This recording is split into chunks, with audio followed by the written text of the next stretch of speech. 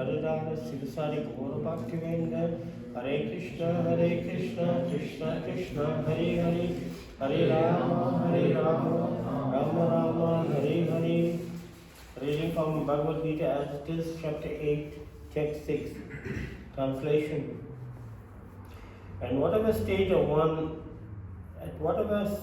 being one remembers when he quits his body, O son of Kunti, that state he will attain without fail. Purport by Divine Loving Grace, A.C. Bhaktivinoda Swami Prabhupada. The process of changing one nature at the critical moment of death is here explained. A person who at the end of his life quits his body thinking of Krishna attains the transcendental nature of the Supreme Lord. But it is not true that a person who thinks of something other than Krishna attains the same transcendental state. So once there was an old man. He had a Bhagavad Gita by his window. His neighbor opposite the road was a prostitute. So he had a Bhagavad Gita open and he's meditating how many customers are coming there. And this lady, she is thinking, oh, so holy man, he's reading Bhagavad Gita and I'm sinning. But when Yamudadas came and they took the old man, he said, no, she is sinful, not me. She was doing all this nonsense. But I had Bhagavad Gita.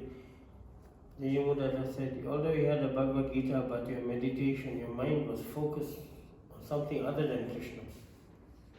So it's so important to not lose focus. Maya is very strong. Prabhupada gave an example. Those who travel in a train in India will know. There is in a second class air conditioner unit, second class aircon they call it. There's 8-tier bunk beds. 3 on the side, 3 on the side, 2 on the side. This is the passage. So no one sleeps during the day because those on the second and third tier on either side has to sit on the first tier. So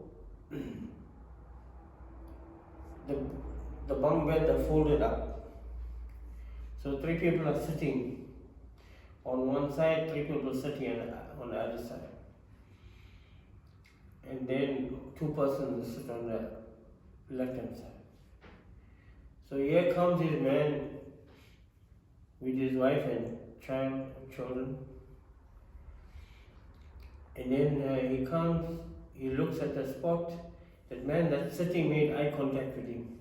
If you want to ignore anybody, don't look at them in the eyes. Just ignore the eye contact. So he looked at him. So this man came, he reversed. This man moved this side, that man moved this side. He got himself in. Now, saying, yo, better, aja. So his son came, put him on his lap. Now, he's thinking, how I must get my wife in. He said, come, sit. He wriggled left, he wriggled right, there was a space, he came, the last person fell off. You give Maya 1 inch in your life, she'll take a foot and kick you by the yard. So just be careful of that, Maya. Do not lose focus. If you're going to the temple, don't goosey again, where shall I wander? Go straight. You're heading to the prayer place, you go there like this. Maya is everywhere. It is so strong that it will allure you to negative thoughts.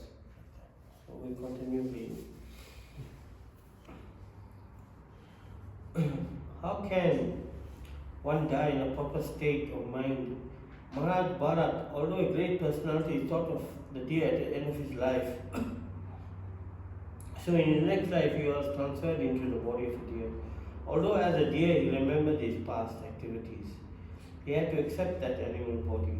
Of course, one thought during the course of one's life accumulates to influence one's thought at a moment of death.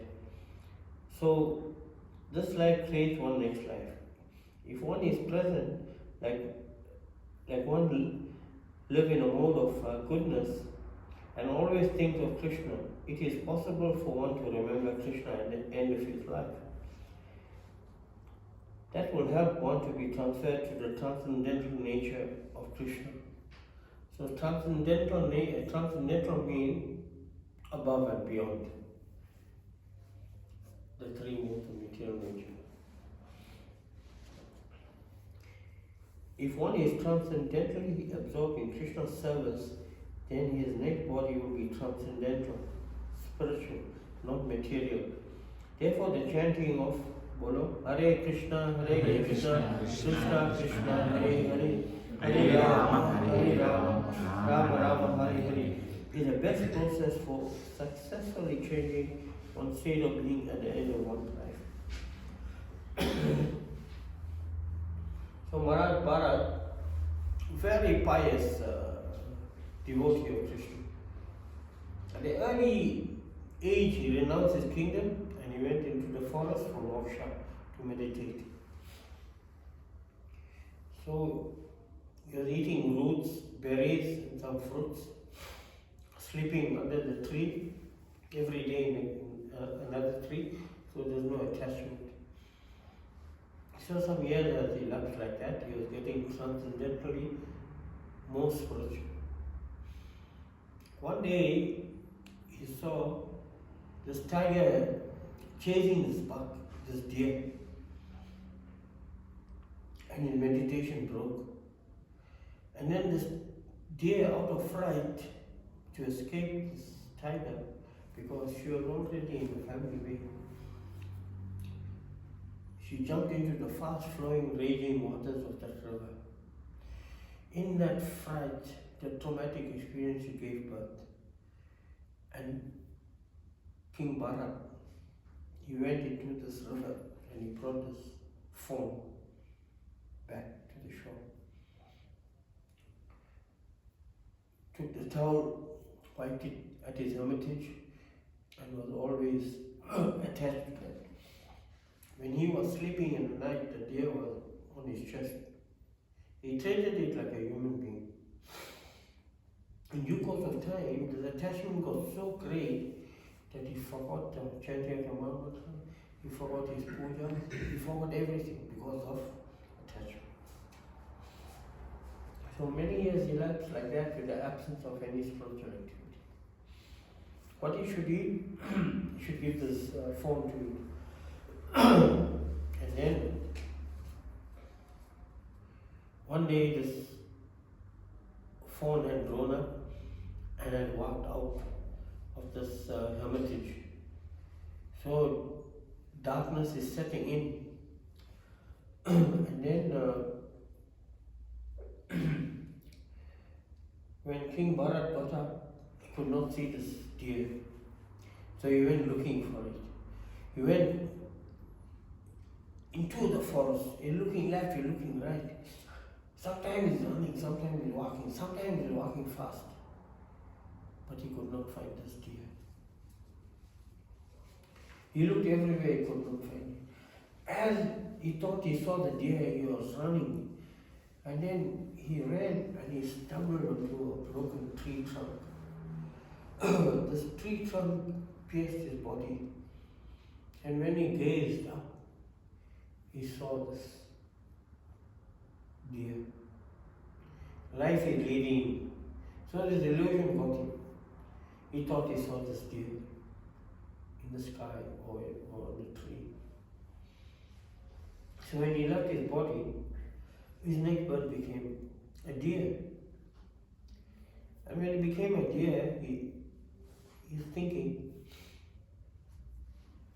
how did I end up like this? Because of an attachment to this animal, I lost my piety, I lost my spirituality. Now what to do? So Krishna blessed him with some remembrance. When a mother is about to give birth to a human being, it is so traumatic that the child loses his consciousness when it comes through the birth canal. And while in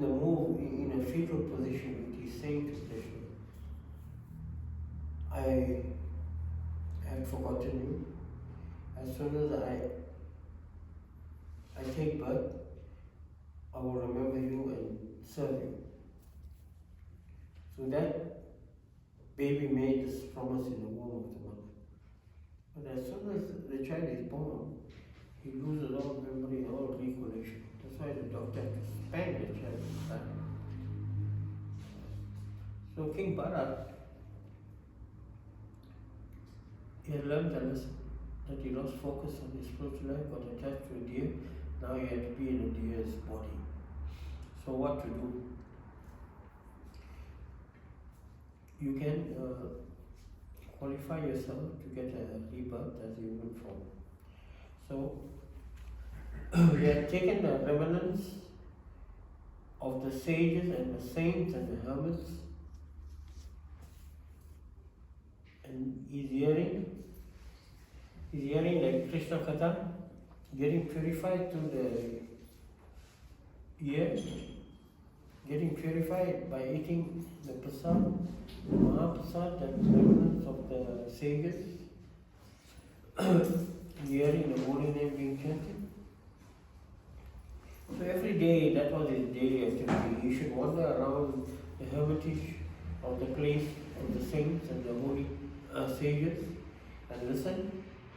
When they discard the remnants, he'll go and take this prasad. So at the end of the life, when he quit his body, he got a human form of life. When he got the human form of life, he said, I have to act dumb and deaf, so nobody will pay attention to me. Meanwhile, I'll practice my spiritual life. Like that. So you should one day in the fields keep the birds out of the corn. And then the king was coming and wanted one strong man to carry the palanquin. So they saw one strong man, that was Jat Bharat.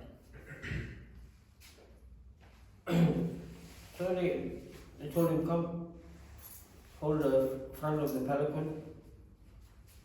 The king is here. So as he's going, he's looking at the ground and he's seeing the living entities, the ants, whatever creatures were there. So he's sidestepping them like he was dancing, and this was causing some havoc with the king's ride. So the king said, put the palanquin down at once. What are you doing? He said, my dear son, I'm offering you some service, but at the same time, I don't want to harm other living entities that are bound on the ground. So the king was very happy and pleased with that answer. And he asked who he was, and then he said to the king, he was so and so, so and so, and so. So they continued with that. So at the end of his life, he thought about Krishna and he took birth and he went back to Godhead. Okay. So in the devotee family, the devotee that initiated, 21 generations is liberated. The past and the future and the present. Now, liberation doesn't mean Garuda will come and take you back to Godhead. Liberation means born in a devotee family, a Brahmana family, or in an opulent family, to take to this process again. Where you started from 1%, you start from 2%. Like that. So all those young boys and girls, the Americans, the Europeans, they were specifically put in each town and village in every country, waiting for Prabhupada to come. Prabhupada did not want to have disciples, he just wanted to spread the holy name. So when he sat down in Thompson Square Park in New York, 1966, he took his khatam out and he's singing the Maha Mantra. Then the hippies came and then they were dancing. This intrinsic value is inside your heart, it just has to come out. So these young boys and girls, they came, they were hypnotized by this marvelous woman. And then they started dancing and Prabhupada was very pleased. So unless you're not a devotee in your past life, how can you become a devotee? So the chanting of the holy name is stressed. This is the only way we can come out of this material world or this entanglement of this material nature is by chanting the holy name of the Lord. Just like in India, if you go in Durban, Mayapur and all the villages, you see they got a hand pump. Sometimes you depress the lever, the water don't come. So you have to take some water and push it in and then pump again, it will come out. So this holy name is within us. We just need to revive it. Just like a baby crawls first and then walk. But the walking capacity is there. It just needs to be practiced. Like that. So we should not lose focus. Like Jat Bharat is a very nice example of how one can get attached, how one can lose focus on his spiritual activity. Always and constantly engage in devotional service. It's very easy to say, you do this, you do that, you do that. But you have to do it yourself, set an example so others will follow.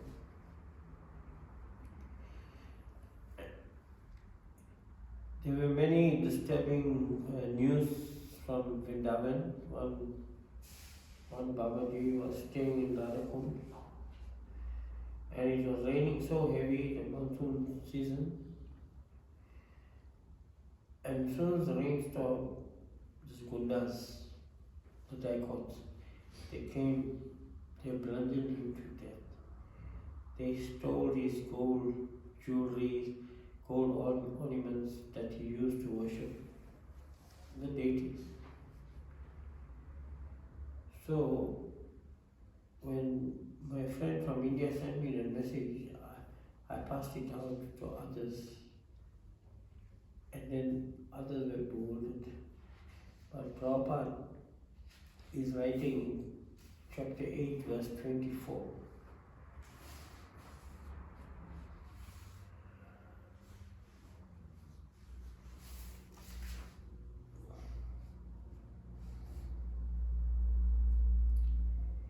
Devotee lives by accident or arrangement of the Lord. So we should not get bewildered. This devotee left by the arrangement of the Lord. The people may not understand how come he's practicing, he's chanting the holy name, but what has happened? They can't understand. So everything is in the Bhagavad Gita. There's nothing that is new that others can teach. Prabhupada already summarized everything for us. So we should not get bewildered.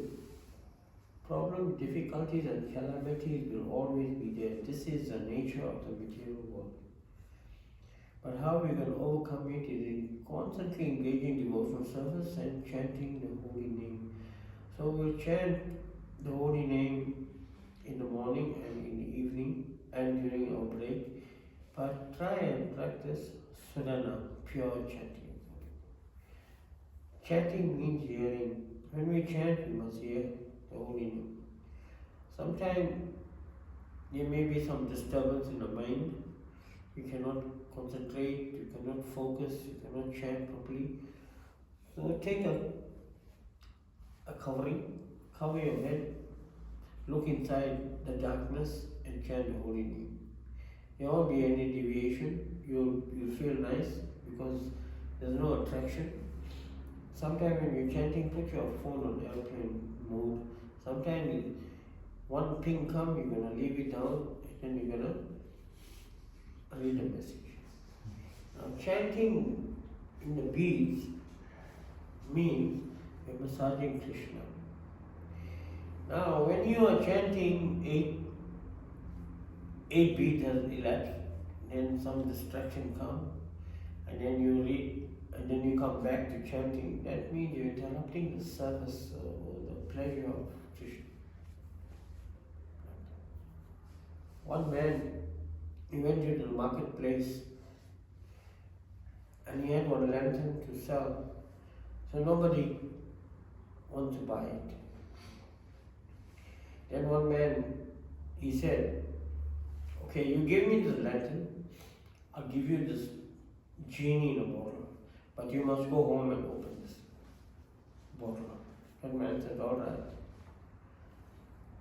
So when he went home, he opened the bottle, the genie came out.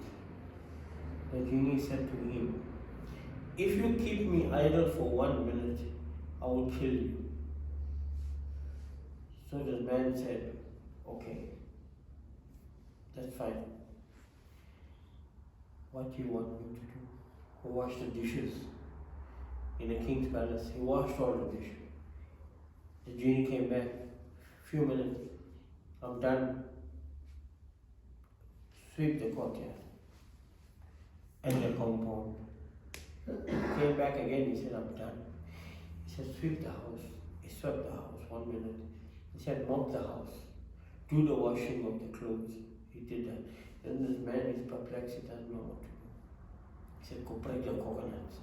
In that kingdom, they had a whole orchard of coconut. So this genie was going up and down, breaking the coconut, bringing it down, up and down, up and down. So the genie can be referred to the mind, can be your best friend or worst enemy, and breaking the coconut, going up and down, can be described as chanting on the beats.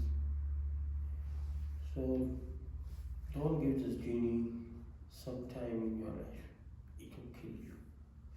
So try and control the mind by chanting the Holy Name. So it's a short purport. There's nothing more we can elaborate. Is there any questions with spiritual considerations? We can answer. Hare Krishna.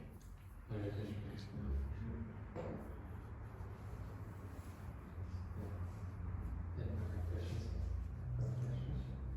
Well, I have a question. When you were talking about the fawn, and how can the fawn be liberated if it doesn't have access to eat prasadam? What's the other way out of the animal kingdom? Well,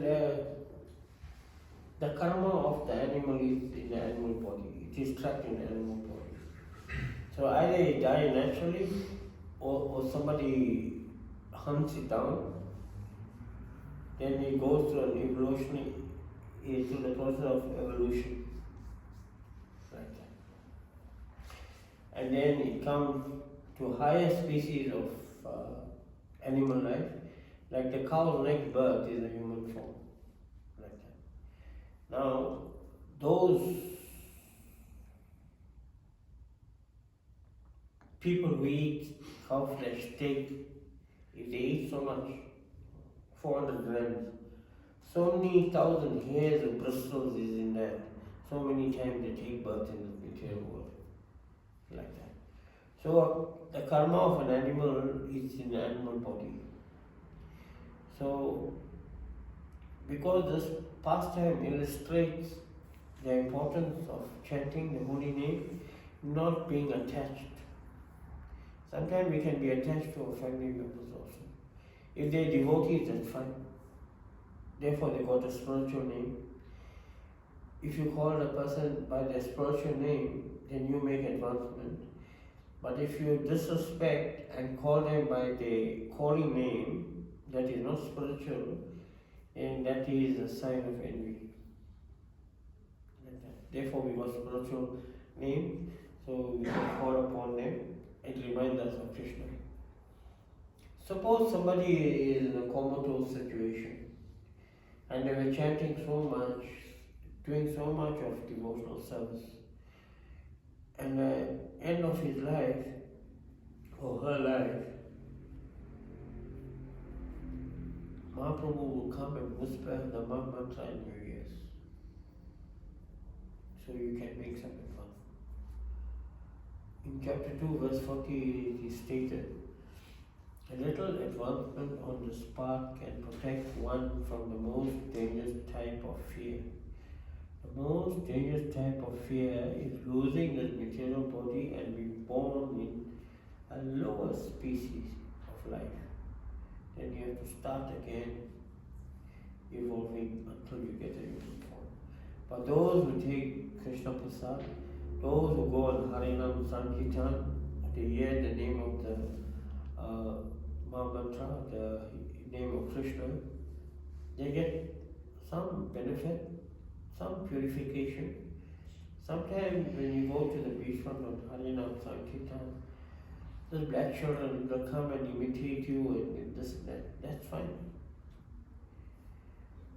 As soon as you play music in the presence of a black, he wants to dance. He's dancing for Krishna because the Mahamantra is going. All the sinful activities will leave the body at that point in time. So we can only burn our karma by chanting the holy name of the Lord. Is it okay? Any other question? Hare Krishna, Prabhu. Hare Krishna. Thank you for the class. Prabhu, I've been contemplating a lot on the meaning of free will and the minute independence that we have. And as I understand, knowing that we are part and parcel of Lord Shri Krishna as spirit souls, jivas, and we've at some point had this desire to enjoy separately from Krishna. And we've come to this material world to enjoy separately. And I understand that this material world is temporary, it's fleeting, it's not eternal, it's just one thing after the other can happen. And I was just trying to go back to the meaning of free will in the context where, as part and parcel of Lord Shri Krishna, I understand that it's mentioned that, or Lord Shri Krishna says that our constitutional position is that we are eternal servants of the Lord.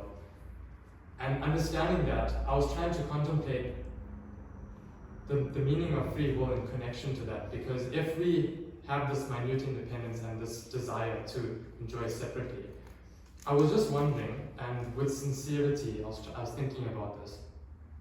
I was wondering, why is it that Krishna would then not create a world for those souls who desire to enjoy separately in another realm which is full of bliss, it's eternal, and it's devoid of these material miseries.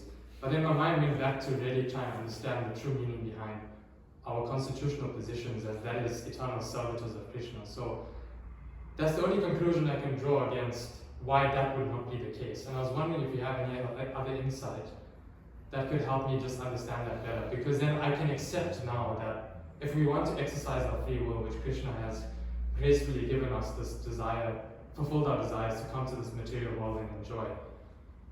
I was just trying to understand because I've accepted that, I understand that it is what it is and that's the reality. But I was just playing with the idea that if it's free will, is it really free will? Because at the end of the day, you're going to suffer so much, you're going to end up going back to Godhead eventually, depending on your journey throughout this life. Sometimes you may just be caught in the cycle of birth and death, I don't know for how long.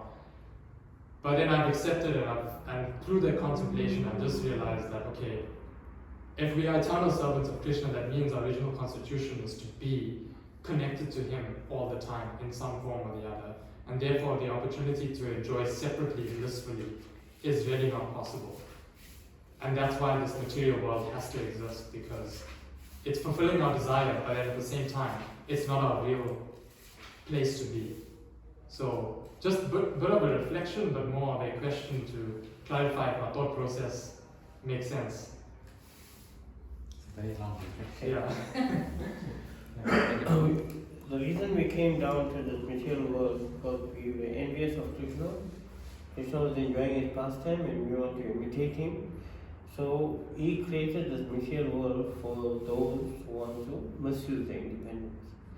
So we are dependent living entities. Okay. And we are eternal servant of the Supreme Lord. That means he is enjoyer, we are the servant. And he has everything, but we have nothing. So he provides everything for us. We just need to turn our face to Him and offer Him our life or surrender to Him.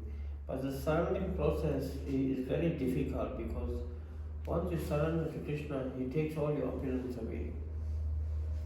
So once your opulence away, He makes you like virtually a beggar. That's what happened to Prabhupada. Dr. Boy's laboratory was very, very successful. And then after a few years, his business was degrading and finally he had to take a loss. And he kept on thinking of the verse in the 11th canto of Srimad Bhagavatam. If I favor you, I'll virtually make you a beggar. Take all your opulence away so you can surrender to me. So the surrendering process is not very easy. It is difficult. So this free will, everybody has this free will, their independence, but we cannot misuse it for our own sense gratification. We have to project it in the service of the Lord.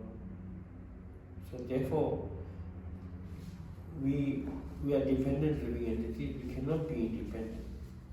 Okay, can never be independent or enjoy separately from Krishna. Okay, thank you. Hare Krishna. Thank you so much, Prabhu. Hare Krishna. So there's some handbook here. There is this coming Saturday. Yes, Prabhu. This coming Saturday is the Janmashtami program at the Kampara Conference Center. The program starts at 2 2 p.m. You can gather at 12:30, 1 o'clock. 1 o'clock for Harinam. And go on Harinam for creating an awareness for the program and handles. Yes, we live in the area. Okay, handles has been in area and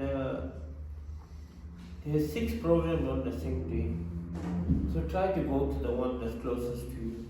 There's Pine Town, there's Isapengo, there's Sarikramo. Chatsworth is. Chatsworth, D6 and 7 is in Sarikramo also? No. We have in our one. No, Reservoir is having it. I didn't hear about that. Okay. Yes. So we can go and witness the program. They have the Aarti Kirtan, they have some play, and they have some prasadam and cake cutting ceremony. So this is creating an awareness for the main function at the temple, Sri Krishna Janmashtami. So we have secure parking. You got? Yes. Yeah. So Yes. parking and car guards and security will be present. Yes. And how long is the program? From 2 to 5 o'clock. 2 to 5. The program is 2 to 5, and thereafter prasadam. Yes. So Take away prasadam. So we have to make sure that nobody leaves without taking prasadam. Even if they're leaving, someone should direct them down and make a takeaway parcel for them. For all those years that we ran the Reservoir Namahatta and the Seva Samaj, we made sure nobody goes without prasadam. In Mayapur in 2008, Bhakti Shah Maharaj was giving a lecture about Vaishnava etiquette. And then there was a knock on the door, and this white man, disheveled, he opened the door, he bowed down. So Bhakti Shah Maharaj said, "Oh, you have come?" He said, "Yes." "Where from?" He said, "From Rishikesh." He told the vice president, "Take him to the barber shop, give him clean cloth, get his hair shaved, get his beard shaved. Tomorrow morning you tell him you come from Mangalati." Maharaj wrote a note. He stays in the Gada building that he is so is his guest. So after the vice president and the guest went out, the door closed, the devotee asked him, "Maharaj, why did you do that?" Maharaj said, "You don't know his spiritual form. He could have been anybody in that form. So we have to treat the guest with kindness. We have to tolerate." The meaning of, or the definition of humility means affording all respect to others and not getting the satisfaction of being honored. Because if you live in honor, you will learn to live in dishonor. To make sure anybody that comes to your function, Krishna is sending them. Ask them to stay for the duration of the program. If they cannot stay, somebody has to organize some prasadam and give it to them. Because Krishna Katha without prasadam is ignorance. Prabhupada said that. So we'll stop here and have Guru Puja a few minutes. Hare Krishna, thank you so much. Hare Krishna. Hare Krishna.